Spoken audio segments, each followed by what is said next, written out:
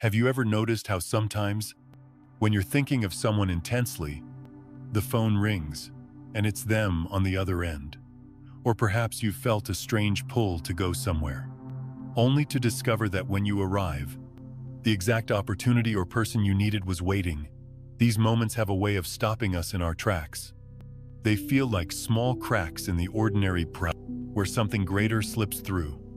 A reminder that life is more deeply woven together than we've been taught to believe. Most of us are told these are coincidences, tricks of chance, but deep down, you know better. They are glimpses of what quantum physics calls entanglement, the invisible threads binding all consciousness across time and space. And here's the truth: this connection is not something you need to invent or work hard to create. It is already here. It has always been here. The problem is not that you are disconnected. The problem is that most of us have been standing in our own way, making a simple but powerful mistake that clouds what's already true. That mistake is subtle. It happens when we try to connect from a place of lack, when we reach out to others, or to life itself, with the silent energy of "I need this to be whole." In those moments, we broadcast separation, and what the universe mirrors back is more separation. It's like trying to tune into a clear radio station while blasting static from the same frequency. The signal is there, pure and constant, but all you hear is the noise you're creating. Think about it. How many times have you longed for someone to notice you, or prayed for an opportunity, only to feel as if the silence grew louder? It wasn't that you weren't meant for connection. It was that the vibration of not having was interfering with your ability to perceive the bond that was already alive. When we operate from neediness, the universe must keep us in the story of needing, because the field reflects exactly what we emit. But here's the liberating part: the moment you shift from lack into wholeness, everything changes. Instead of reaching out as someone incomplete, you begin to live as if you are already connected to everyone and everything. And in truth, you are. From this place, entanglement doesn't need to be forced. It reveals itself. Calls come in without your chasing. Encounters unfold without your planning. Doors open without you pounding.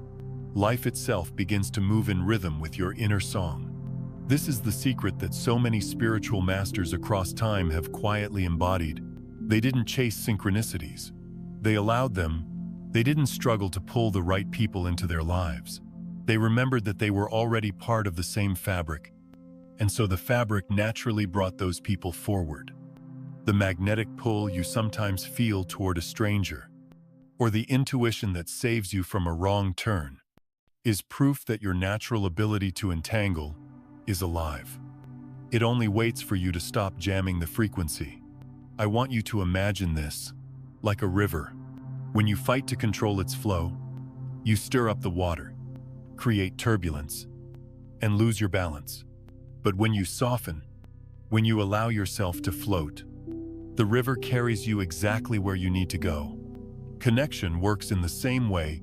The more you push, the more resistance you create. The more you trust, the more naturally aligned encounters appear. This doesn't mean you should sit back passively, waiting for life to do it all. What it means is that your deepest power lies not in grasping, but in remembering. Entanglement is not an achievement. It is your original state. Every time you pause, breathe, and remember that you are already woven into this vast web of consciousness, the illusion of separation begins to thin. And here's something even more beautiful: your experiences of loneliness, heartbreak, or missed opportunities were never punishments. They were training grounds. They were teaching you the difference between reaching from desperation and connecting from fullness. They were helping you grow strong enough to use this gift responsibly. Because once you understand that you can truly connect with anyone, anywhere, at any time, you also realize that this is not a toy. It is a sacred responsibility. You see, when you stop searching for connection from a place of emptiness, you begin to give connection from a place of love. And this changes everything. Not only for you, but for the collective. Every time you embody connection rather than chase it, you help heal the illusion of separation that has haunted humanity for centuries. Your single act of remembering ripples outward, making it easier for others to remember too. So today, I invite you to take a breath and recognize that the threads are already in place. You don't need to create them. You only need to stop covering them with static. The next time you think of someone, instead of hoping they respond, smile and know you are already connected. The next time you feel pulled somewhere, go with trust, not with fear, for the pull is life arranging itself for you. And the next time loneliness whispers, remind yourself, isolation is only the shadow cast by a mind that forgot its own light. The great shift happens the moment you stop trying to connect and start living as connection itself. From there, synchronicities are not rare miracles. They are the natural rhythm of a universe that has always been entangled, waiting for you to finally notice. 1. The fatal mistake reaching from lack. There is a mistake so common, so subtle, that nearly all of us have made it at some point in our lives. It is the mistake of reaching for connection from a place of lack.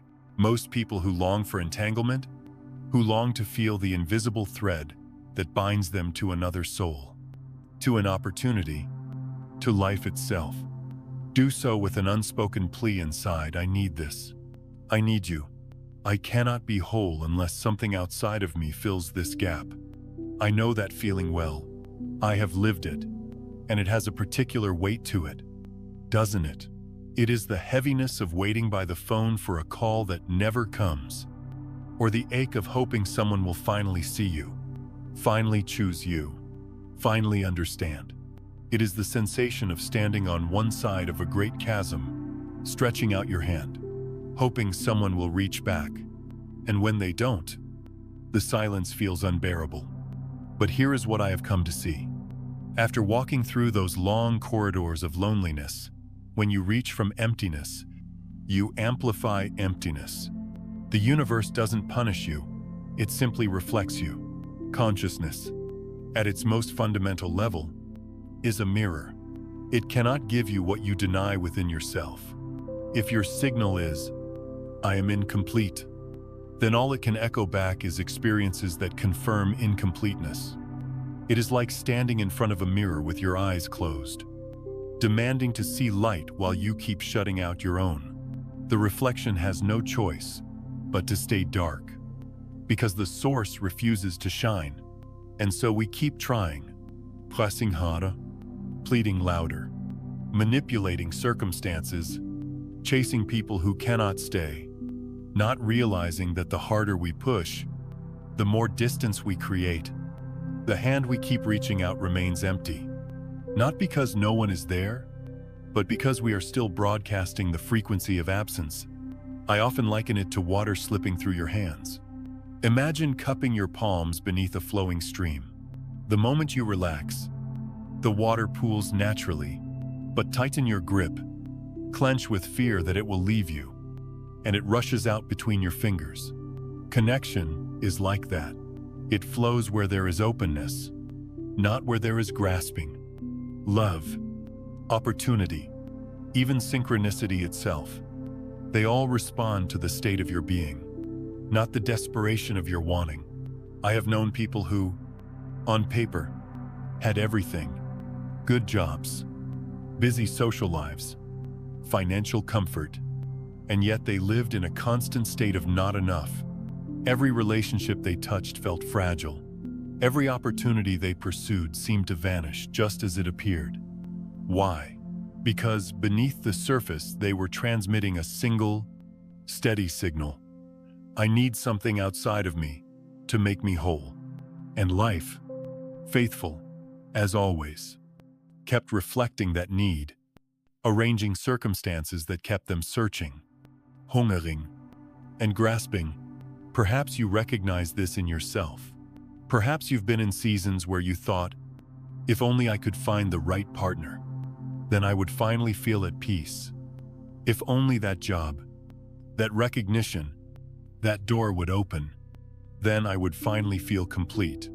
And maybe, like me, you discovered that even when you got what you thought you needed, the relief was temporary. The partner couldn't heal the inner void. The job couldn't erase the old belief.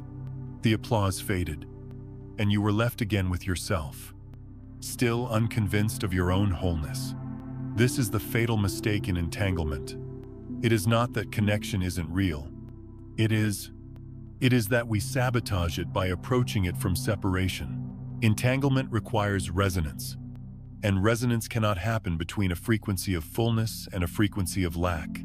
Two empty cups cannot fill each other. They may cling for a while, out of mutual need, but sooner or later, the thirst becomes too great, and the connection collapses. The truth is simple, though it took me years to learn. The most stable, radiant connections are born not from lack, but from overflow. When you no longer reach outward saying, "Please complete me," and instead stand in the awareness, "I am already whole, already connected," then life begins to respond differently. Suddenly the phone call comes, not because you begged for it, but because you resonated with it. Suddenly opportunities align, not because you forced them, but because you became a match to them.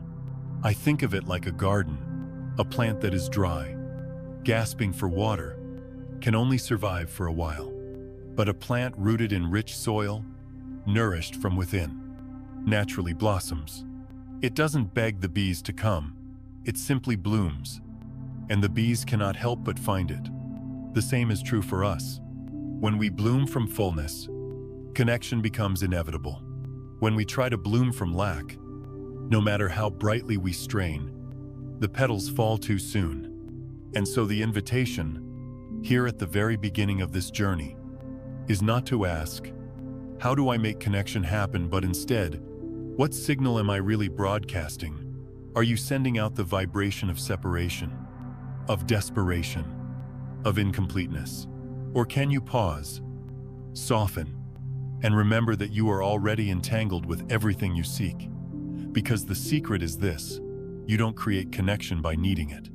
You reveal connection by being it. When that shift takes root, the static clears, and what once felt distant suddenly feels near, because it was never gone in the first place. 2. The mirror of inner frequency. There comes a time in life when you realize that the world outside is not deciding for you. It is not plotting against you, nor is it withholding blessings until you finally deserve them.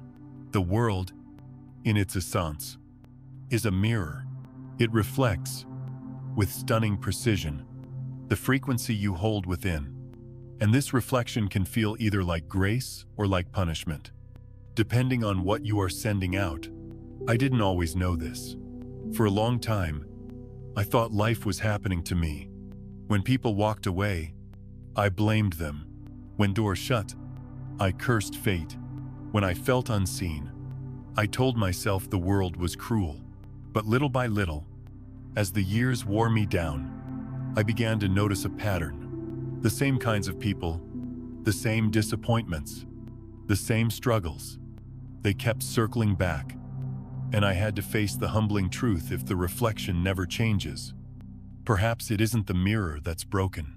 Perhaps it's the song I'm singing into it. Imagine standing before a still lake. When the water is calm, it reflects you clearly.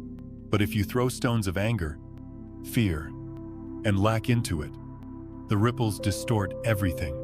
The reflection is still yours, just shaken, just unclear. Life works the same way. It can only echo back what you project.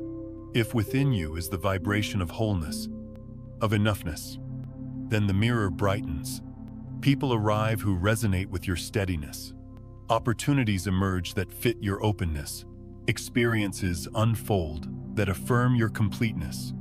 But when your inner voice hums the tune of scarcity, when the song inside says, "I am not enough, I am alone, I am lacking," then life has no choice but to echo that back. The mirror does not lie. It simply reflects. You will meet people who confirm your belief in abandonment. You will notice only the closed doors, not the ones opening. You will walk past possibility, blind to it, because you were busy rehearsing the story of lack. I recall seasons in my own life when I kept asking, why do I always attract the same kind of relationship? Why does it always end the same way?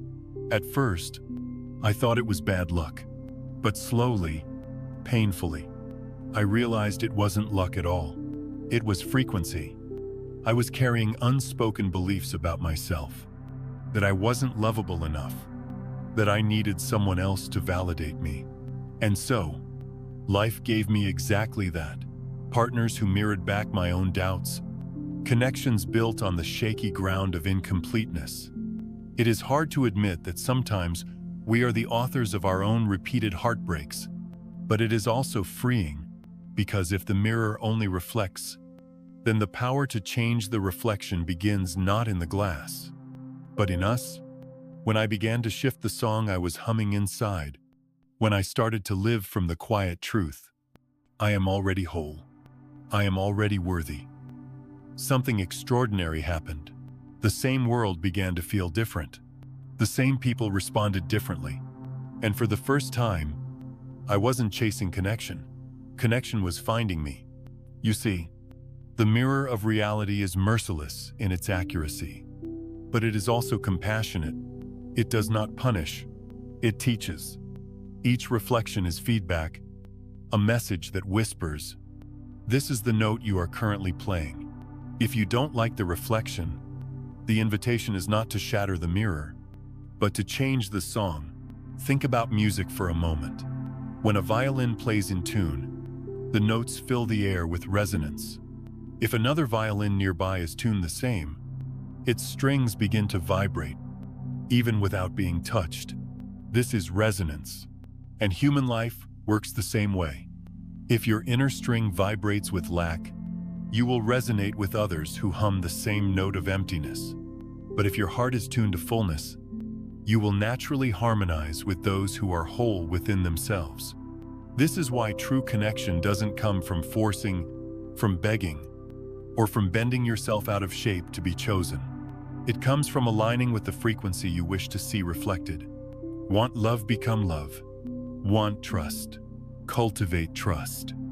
Want abundance, live in the knowing that you already carry enough within. Then, like violins vibrating in tune, the right people and experiences cannot help but find you. And here is something simple, yet often overlooked: the mirror does not lie, but it also does not delay. The reflections you see now are not punishments for the past, they are the echoes of your present state of being, which means you can shift them, not overnight, perhaps, but steadily. Each time you soften a fearful thought, each time you replace "I need" with "I am," the mirror begins to change. Slowly at first, like dawn creeping over the horizon. But then suddenly, one day, the whole landscape looks different. I want you to remember this. The reflection is not the truth of who you are. It is only the feedback of what you are broadcasting. Beneath the static, beneath the noise, your natural state is already wholeness. Life is not asking you to become something else. It is asking you to remember. And so, when you look at your life today, at the relationships, the opportunities, the patterns that keep repeating, see them not as punishments, but as mirrors. Ask yourself gently, what frequency am I sending into the glass? If you don't like the reflection, don't fight it. Tune yourself instead. Shift the song. The mirror will follow. It always does. Because the truth, as simple and as profound as this, the world is not deciding connection for you. It is echoing you, and when your inner frequency becomes the song of enoughness, of quiet completeness, then everything outside begins to sing along. 3. The 3 levels of mastery in entanglement. There is a quiet art to living in connection, an art most of us are only beginning to rediscover. I often think of it not as a skill we must acquire, but as a remembering, peeling back the layers that have hidden what was always there. This art unfolds in stages, like the petals of a flower opening one by one, and through my own journey, I have come to see three levels of mastery when it comes to entanglement recognition, resonance, and unity. The first level is recognition of interference. This is where most of us must begin, and it is not an easy place. It is humbling to realize that much of the pain in our connections is not born from cruelty of others, or from the indifference of life, but from the static we ourselves are sending out. Interference arises every time we operate from fear, from doubt, from need. You feel it as a tightening in the chest when you wait desperately for a message that doesn't come.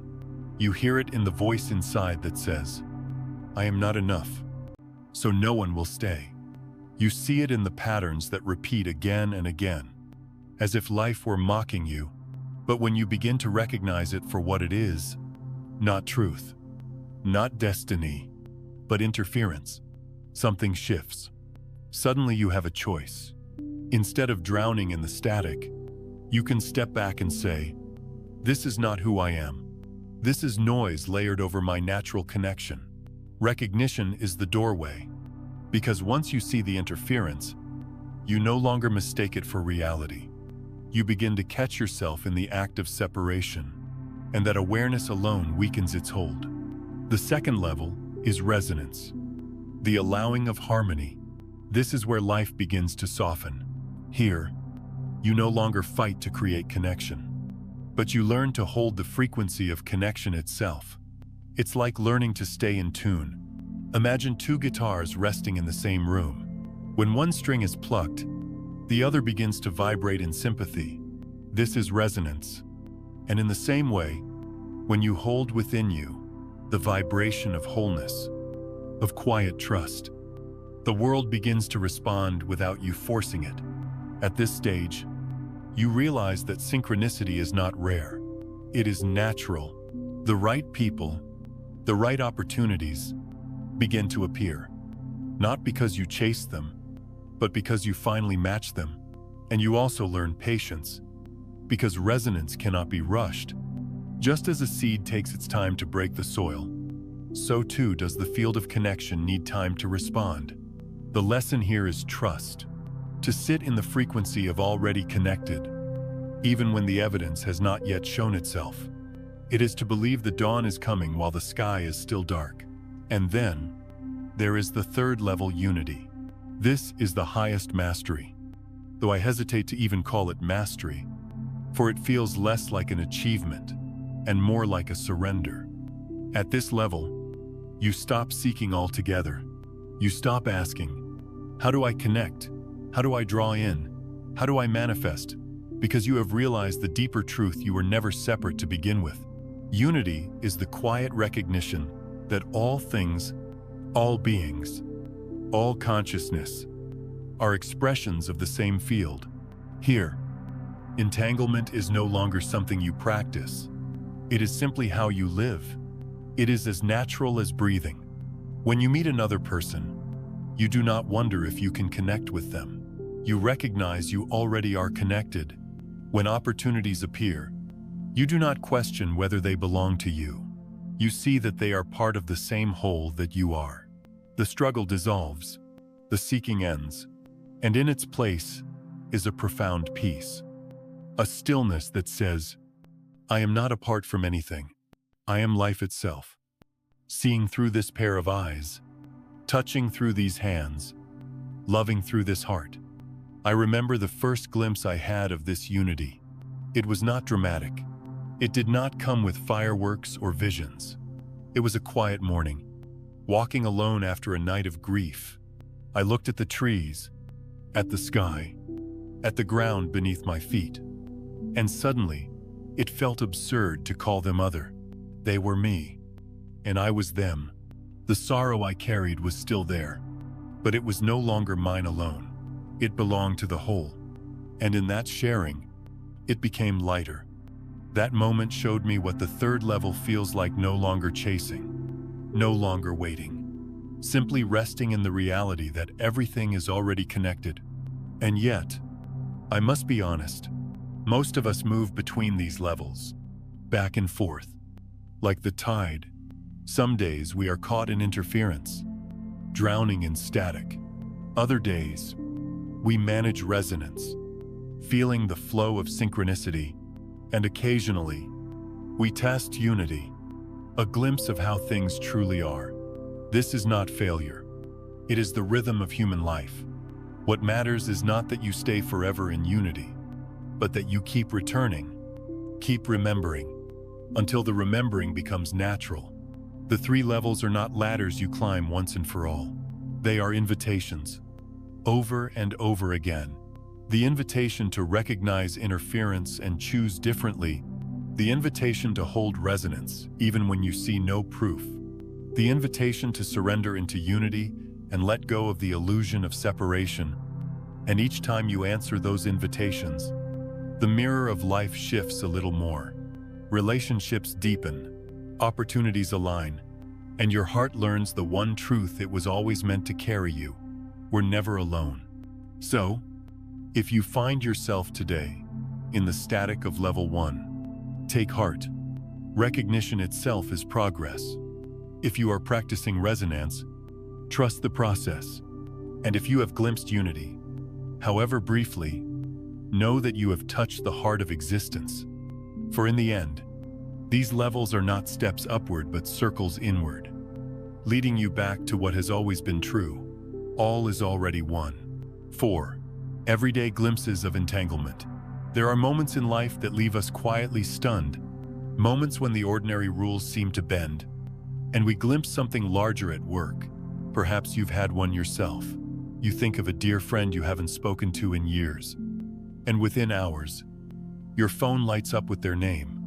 Or maybe you feel an inexplicable pull to turn down a different street, and by doing so you stumble upon an opportunity that changes the course of your life.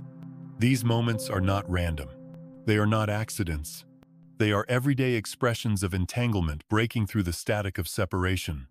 I remember once, during a season of grief, I woke in the middle of the night with an overwhelming sense of my brother's presence. Though he lived across the country, something in me felt restless. So I sat in silence until dawn. Later that morning, he called, his voice trembling, telling me he had been struggling with something heavy at that exact time. Was it coincidence? Some would say so.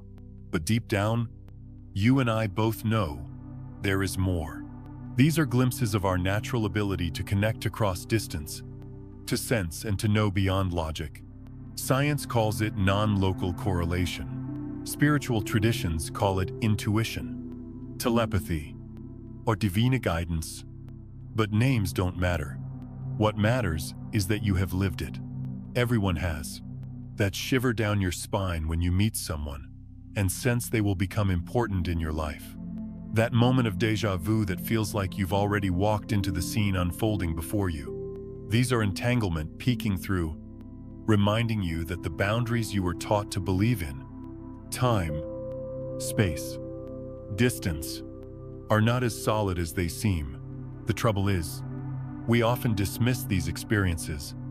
We brush them aside as luck, chance, or imagination.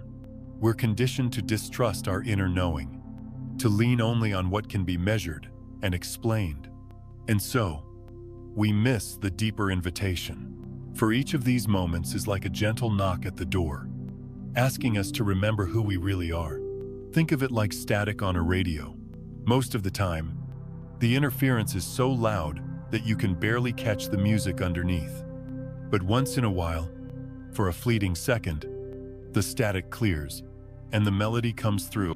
That is what these everyday entanglement experiences are, the melody of unity, breaking through the noise of doubt, fear, and separation. They remind us that connection is not something you need to create.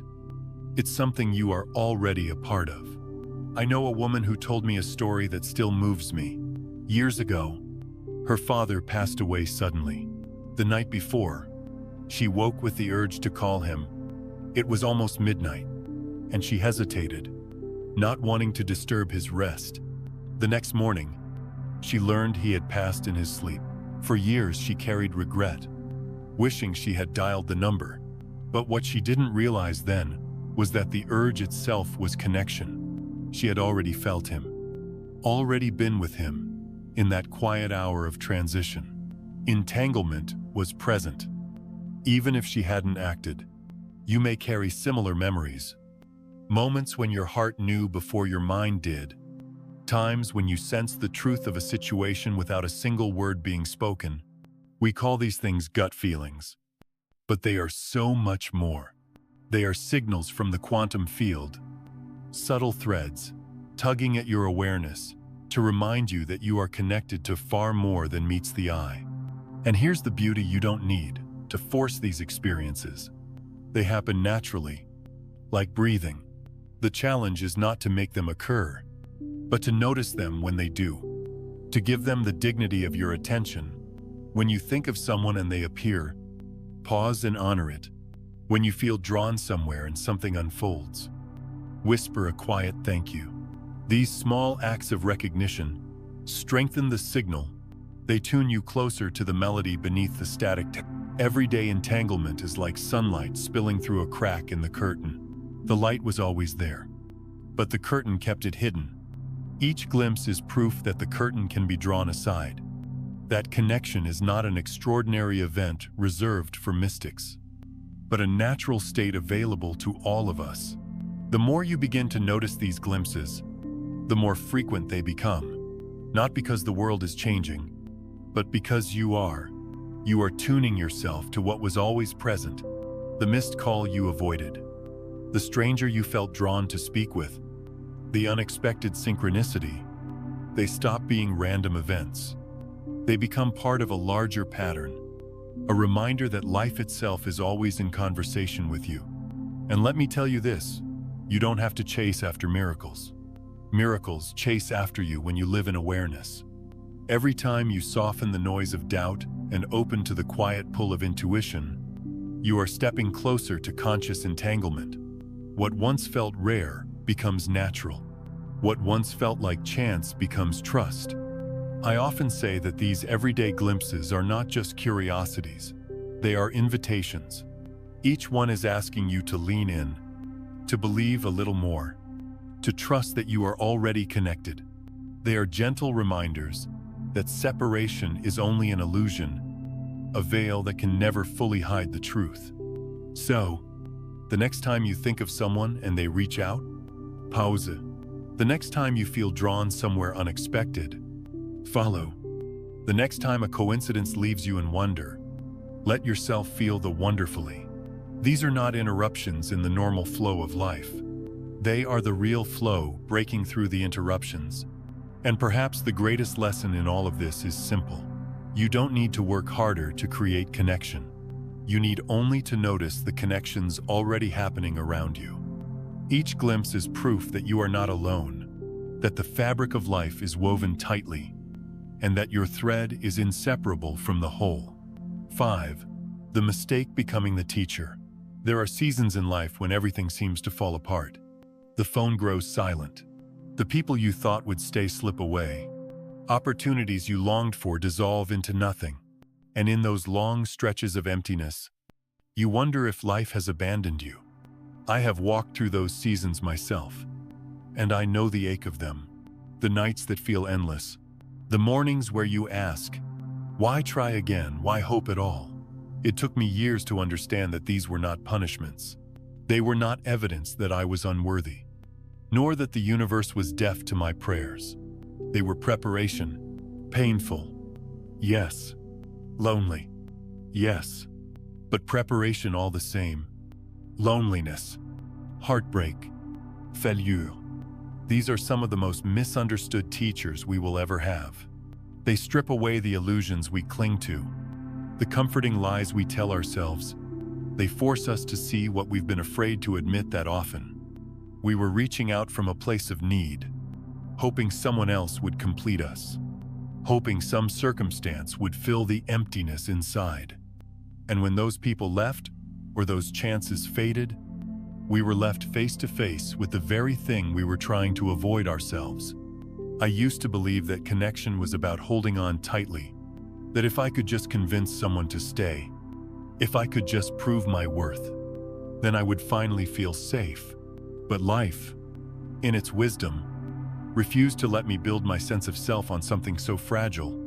Every time I leaned too heavily on another person to hold me up, the weight of my need eventually pushed them away. Every time I told myself that a job or opportunity was the key to my worth, that door would close. At the time, it felt cruel. Looking back, I see it as mercy, because had I been given what I thought I wanted, I would have remained dependent, never learning to stand on my own. You see, loneliness teaches you that you can survive the silence. Heartbreak teaches you that your heart is stronger than you believed. Missed chances teach you that life does not end. When plans fall apart, it begins again, in unexpected ways. These experiences are not curses, they are chisels, carving away the parts of you that cling and grasp, until what remains is solid enough to stand in love, not in need. I think of it like a tree. When storms come, weak roots are exposed. The winds tear at the branches. The rain washes the soil thin. And yet, in that struggle, the tree is forced to grow deeper roots. It must dig down to find nourishment that cannot be taken away by weather or season. We are the same. Loneliness, heartbreak, disappointment. They are storms. And in those storms, we are pushed to grow roots in places we didn't know existed.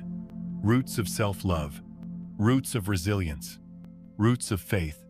I know this much: the connections that survive, the opportunities that align, the love that endures, they come only after you have learned to stand whole. Because then you are not reaching for someone to fill a void. You are reaching to share what is already overflowing. That is the difference between entanglement born of love and entanglement born of need. One collapses under pressure. The other deepens, becoming more stable with time. And so, the so-called mistakes, the wrong turns, the lost loves, the missed opportunities are not wasted. They are teachers dressed in difficult clothing. They are the necessary classes we must take before we are trusted with the power of true entanglement. Without them, we would be children playing with fire, unaware of the responsibility connection demands. With them, we are tempered like steel in the fire, made strong enough to hold love without clinging, to welcome opportunity without fear of loss. I remember once sitting in the ruins of a relationship I thought would last forever. I felt stripped bare, like I had nothing left to offer the world. And yet, in that silence, something shifted. I began to realize that the love I was so desperate to receive was already within me, that the approval I had begged for could only truly come from myself. It was as if life had taken away what I thought I needed to show me what I had carried all along. That is the strange gift of loss. It returns you to yourself. So if you find yourself today in loneliness, in heartbreak, in disappointment, take heart. These are not signs that life is against you. They are signs that life is preparing you to connect, not from weakness, but from strength, not from emptiness, but from wholeness. And when you learn that lesson, you will discover something remarkable. The very people, the very opportunities, the very synchronicities you once chased will begin to appear naturally, not because you begged for them, but because you finally became the kind of person who can hold them with open hands. The fatal mistake, reaching from lack, becomes the teacher that guides you to fullness. What once felt like rejection becomes redirection. What once felt like punishment becomes preparation. And the day comes when you look back at the silence, the losses, the tears, and you realize they were not enemies.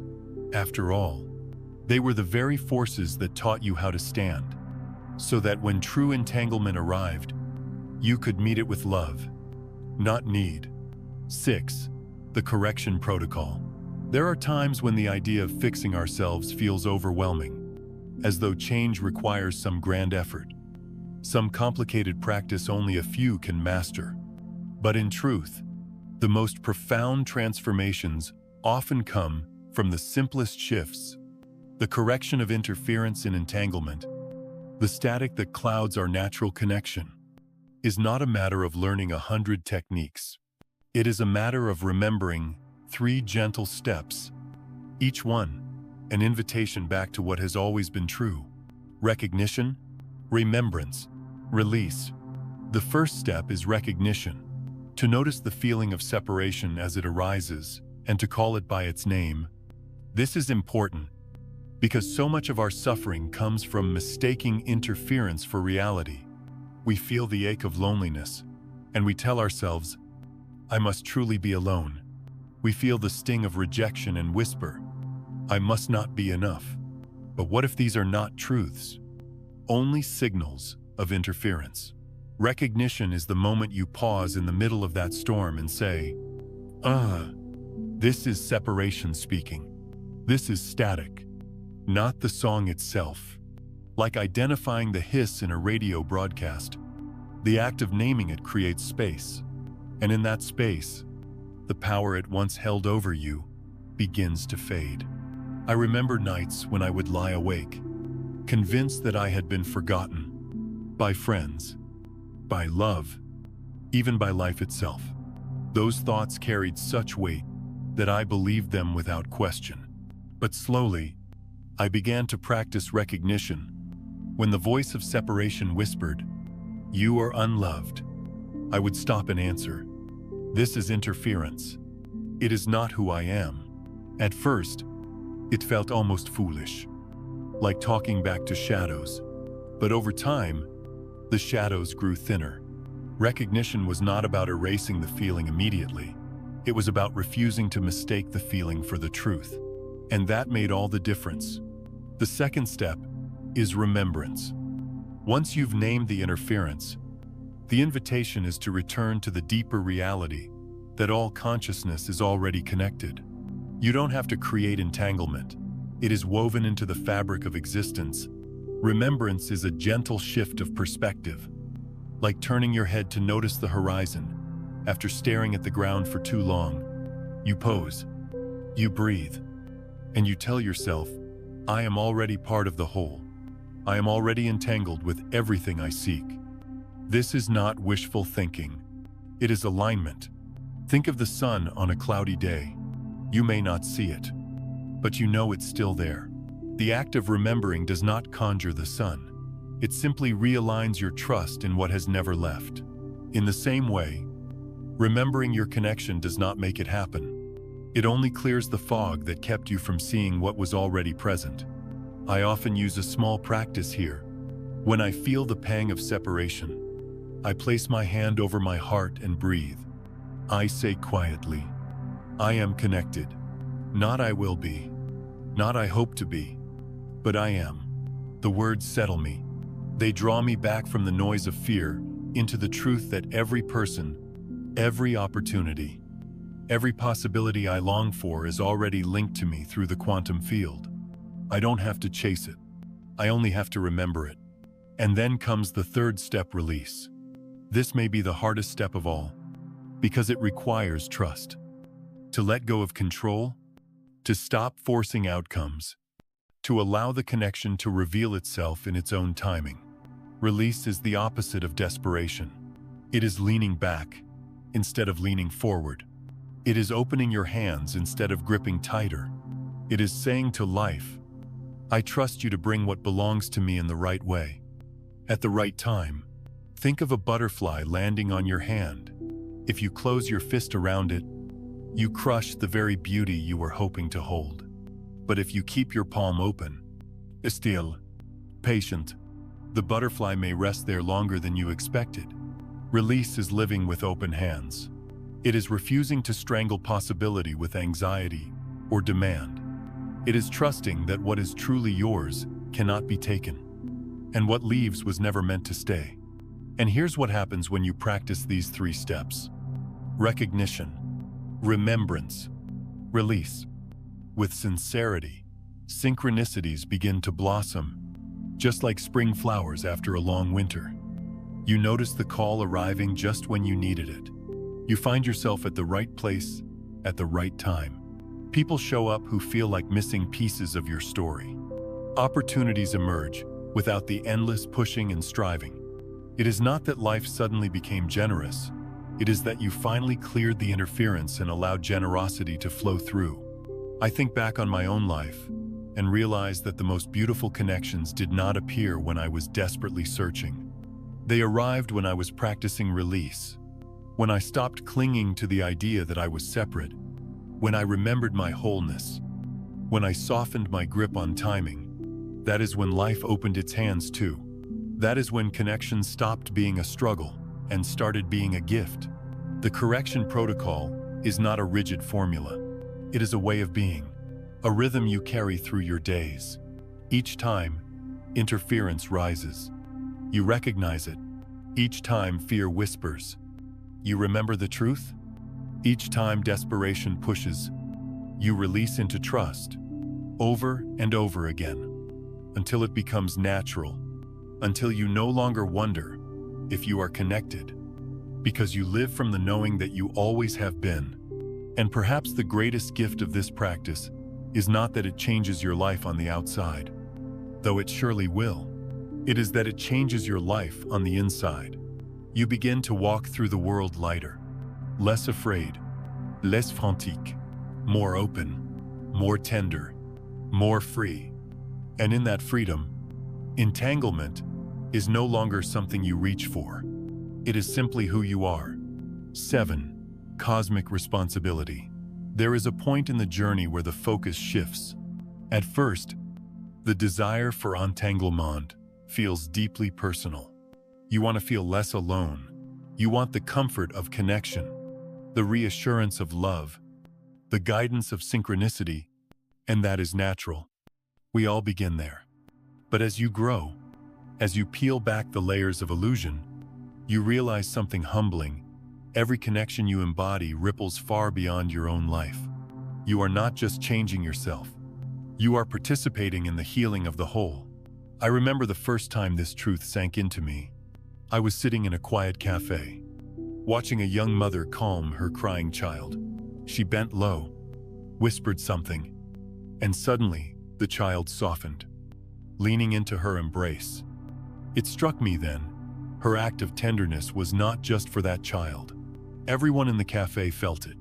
The atmosphere shifted. Strangers smiled at one another. The air grew lighter. A single act of love had changed the field for all of us. That is what cosmic responsibility looks like in its simplest form. What you do within connection does not end with you. It radiates outward. When you connect from love, rather than need, you are not just nurturing your own life. You are reminding the collective of its unity. Each relationship you tend with awareness becomes a beacon, shining into the wider web of humanity, showing that separation was only ever an illusion. And even if no one names it, people feel it. They feel safer around you. They feel seen, even without words. They leave your presence carrying a little more trust in the world. This is how healing spreads, not through speeches or doctrines, but through frequency. It is easy to underestimate this. We are conditioned to think that only big gestures matter. Revolutions, world leaders, grand events. But the truth is quieter. The true revolution happens in living rooms, in kitchens, in the space between two people who choose to see one another without judgment. Each time you forgive instead of retaliate, each time you listen instead of dismiss, you are altering the quantum field. You are sending out ripples that may touch someone you will never meet, in places you will never go. I've come to see that loneliness itself is part of this teaching. When you learn to carry connection within yourself, when you stop waiting for others to complete you, you free not just your own heart, but also theirs. You stop placing on them the impossible burden of being your source of wholeness, and suddenly, the relationship becomes lighter, freer, built on love rather than demand. That shift doesn't just affect the two of you. It shifts the collective pattern. It begins to rewrite the story of what human love looks like. Cosmic responsibility is not a heavy burden. It is a quiet invitation. It says, you are not here only for yourself. You are here as part of a great remembering. Each time you live from unity, you make it easier for others to remember too. Think of the ocean. A single drop falling into it creates ripples that touch far more water than it seems. Your life is the same.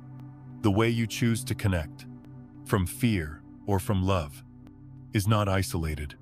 It enters the ocean of humanity. And though you may never see the full reach of those ripples, they move outward all the same. There were years when I thought my private choices didn't matter. What difference could it make if I held on to bitterness? If I clung to separation? But then I noticed every time I carried anger into a room, others stiffened. Every time I walked in with peace, others softened. People may not know the source, but they feel the vibration. We are entangled beings. Our frequencies are not confined to our skin. They move out into the field we all share. That is why this responsibility is real. Not because someone imposed it on us, but because it is built into the nature of connection itself. And here lies the beauty: when you begin to live from love, your own life expands too. The more you give into the collective, the more the collective gives back to you. Synchronicities multiply. Support arrives from unexpected places. Opportunities open, not just because you manifested them, but because you aligned with the truth of unity. Life itself wants to support those who live in harmony with the whole. So when you find yourself wondering if your small acts matter, remember this: a smile offered to a stranger might be the only light they see that day. A patient word spoken instead of an angry one might prevent a cycle of harm. A relationship you tend with awareness might ripple into generations you will never meet. This is cosmic responsibility. Not dramatic, not loud, but infinitely powerful. We are all threads in a vast tapestry. If one thread chooses to shine brighter, the whole picture changes. When you live as though your choices matter to the field, you begin to understand why entanglement was never meant to be used selfishly. It was meant to remind us that we belong to each other, that your healing is my healing, that my wholeness supports your wholeness. And together, we help humanity remember what it has forgotten: separation was only ever a dream. So the next time you connect with someone, pause it. Feel the weight and the grace of it. Know that this connection is not just between two people. It is part of the greater awakening. Each loving act is a declaration to the universe. We remember, and that memory is the medicine the world is aching for. 8. Inner silence as the bridge. There comes a moment in every journey when words no longer suffice, when explanations, affirmations, and even prayers fall quiet. At first, that silence feels uncomfortable. We are so accustomed to noise, the chatter of our thoughts, the voices of others, the constant pull of obligations. But beneath all of it, there is a silence that does not come from emptiness. It comes from fullness. It is not the silence of absence, but the silence of presence. And that silence is the bridge. In that space of inner stillness, you stop grasping. You stop demanding that life show up on your terms. You stop trying to tug the strings of connection toward you. Instead, you begin to sense the gentle pulse of a web that was already holding you. The silence teaches you that you don't need to manufacture connection. You only need to notice it. I remember a night years ago when I felt particularly isolated. I had been trying so hard to hold on to a relationship that was slipping away. Every conversation was filled with arguments, every silence heavy with unmet expectations. I would replay words in my mind, thinking of what I should have said, how I could fix it, how to pull them closer again. But one evening, exhausted, I simply sat in the dark. For the first time, I didn't rehearse. I didn't plan. I didn't try. I just sat and listened. And in that listening, something shifted. It wasn't that I heard a voice, not in the way we normally hear. It was more like a knowing, a presence that whispered, "You don't need to cling. You are already connected." It was quiet but undeniable, and in that silence, I realized the truth connection is not something we create through effort. It is something we uncover by becoming still enough to feel it. Inner silence is not empty. It is saturated with meaning. It is the meeting place of consciousness. When you fall into that space, you notice the subtle threads, the way you think of a friend just as they call, the way an idea arrives at the perfect time, the way your body relaxes when you enter the presence of someone who is at peace with themselves. These are not coincidences. They are reminders that silence is the field where everything meets. But silence requires courage. It asks you to stop filling the space with distractions, to stop running from your own fears. Because when you first sit in silence, what you often hear is not peace, but noise, your own unhealed wounds, your own restless mind, your own old stories. And yet, if you stay long enough, if you keep breathing and allow those voices to settle, you begin to hear something else. The undercurrent, the steady hum of being that was there all along. That hum is connection. That hum is the bridge. This is why many traditions emphasize stillness, not as an escape from the world, but as a way of meeting it more truthfully. When you cultivate inner silence, you carry it with you. You become less reactive, more present. You begin to notice the person in front of you not through the filter of your judgments, but as they are. And in doing so, you build bridges, not with effort, but with presence. I've come to believe that silence is the most generous gift we can offer.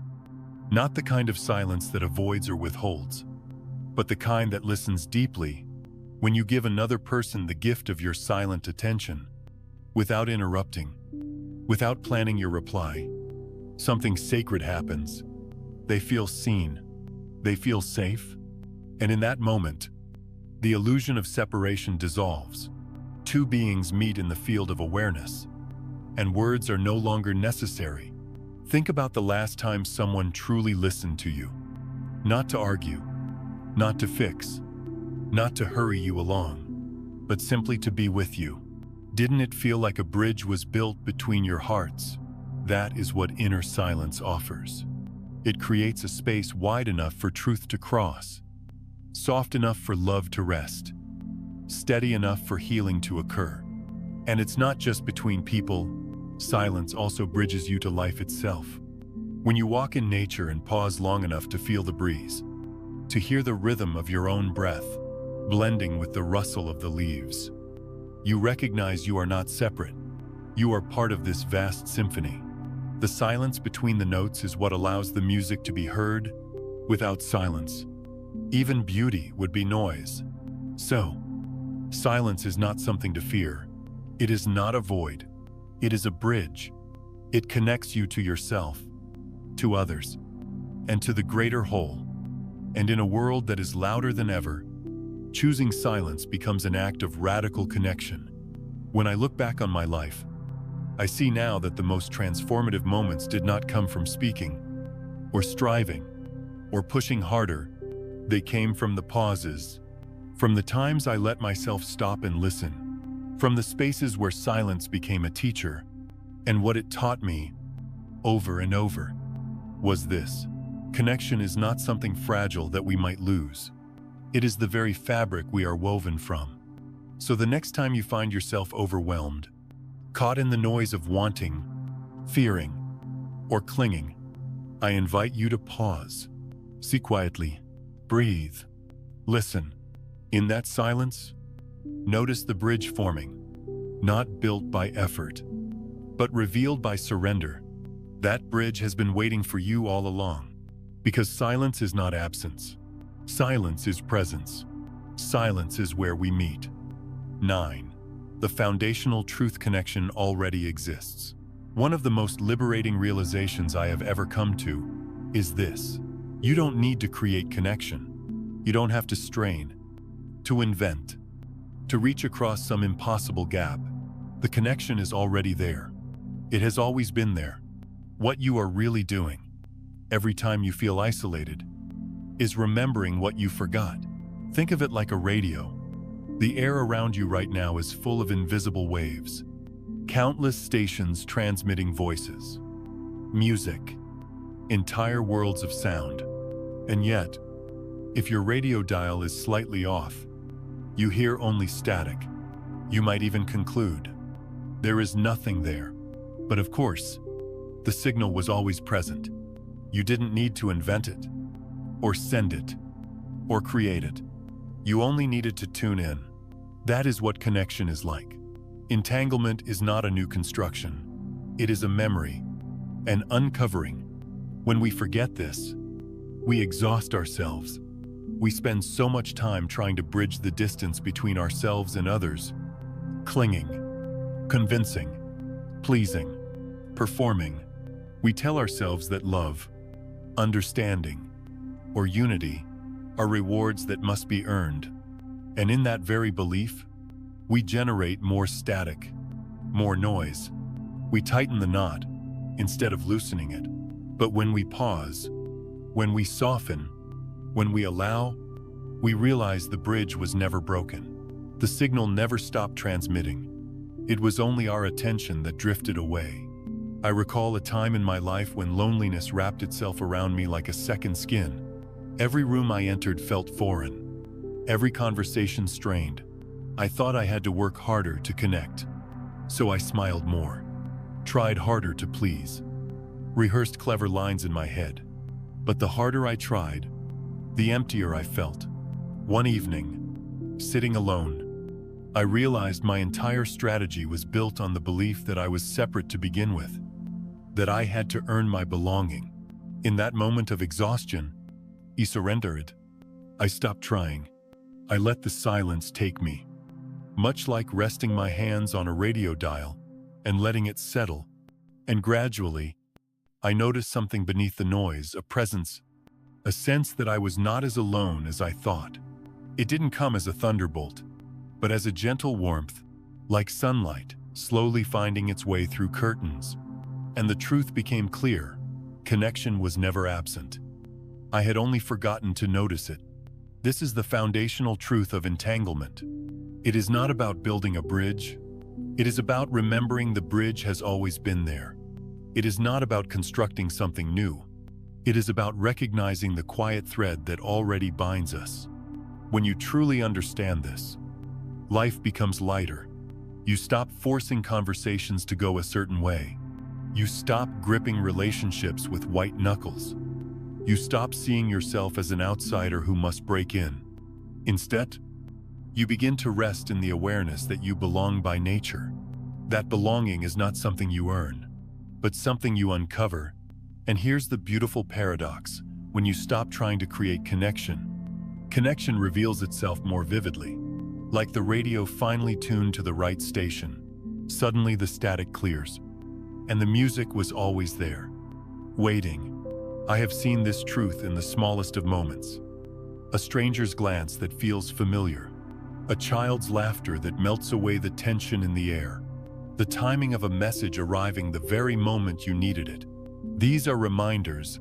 They whisper, you were never alone. You were never separate. The signal was always strong. But of course, the noise of life often convinces us otherwise. Fear, judgment, and past wounds become interference. They create the illusion of disconnection. They tell us stories like, I'm not worthy, they won't understand me, or I don't belong here. And yet, these are not truths. They are static. And static always clears when you stop giving it power. So how do you remember the connection? By noticing, by slowing down enough to sense what's underneath, by daring to believe that the bridge is already present. You don't need to demand it. You don't need to prove it. You only need to remember it. Think again of the radio. The music doesn't come because you beg for it. It doesn't start playing because you plead with it to appear. It is already moving through the air. You simply align yourself. And alignment is not force. It is letting go of resistance.